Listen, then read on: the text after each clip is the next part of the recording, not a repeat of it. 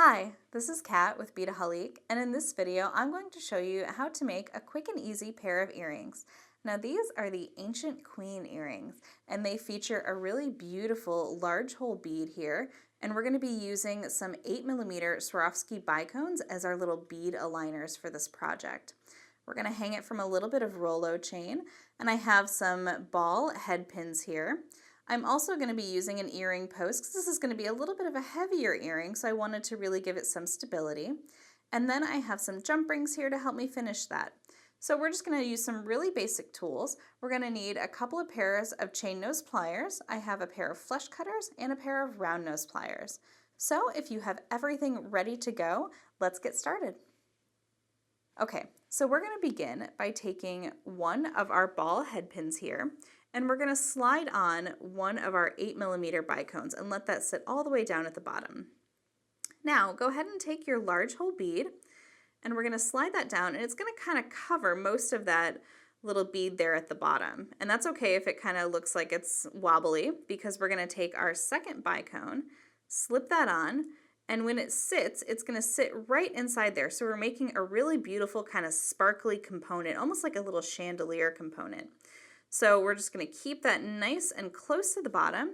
I'm going to come in with my round nose pliers and just gently bend that back, come in and wrap it up and over the top. We're just going to make a little simple wire loop, keeping this nice and delicate, and wrapping it around.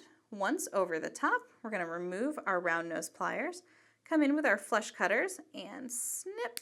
There we go. And we can set our little scrap aside. So we have our little component here now at the bottom. Now I've already pre-cut my chain, and I've decided to go with about 1.5 inches of chain. You can go, of course, longer. It is entirely up to you. But 1.5 inches is actually going to give me about a 3-inch bracelet because my component, or excuse me, a 3-inch earring, because my component is so large and it's going to drop from that nice little earring post. So it is entirely up to you how much you want it to go down. So what you can do is you can actually go ahead and open up that little loop, and we're going to slip on our chain. Now if you have a whole foot of chain, you can start this way and then sort of adjust and hold it up and see what feels right. Just sort of, if you wanted to, you can use a shorter chain. You can of course use a much longer chain. It is entirely up to you. And then finally, we're going to complete this by opening up one jump ring here.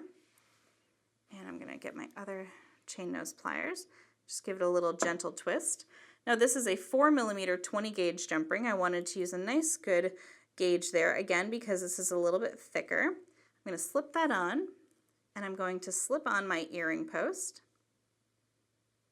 and come in and just close that up just like so, making sure we have a nice good strong closure. All right, and then again, because this is going to be just a little bit of a heavier earring, it's not heavy, but it's just, you know, not lightweight. I'm going to use a nice little bullet clutch with that nice little plastic backing, so it gives us some nice stability to the back. So that is how to make the Ancient Queen earrings. You can get all of these supplies by heading over to Beadaholique.com, and if you're new here, be sure to hit that subscribe button below to get all the latest from Beadaholique.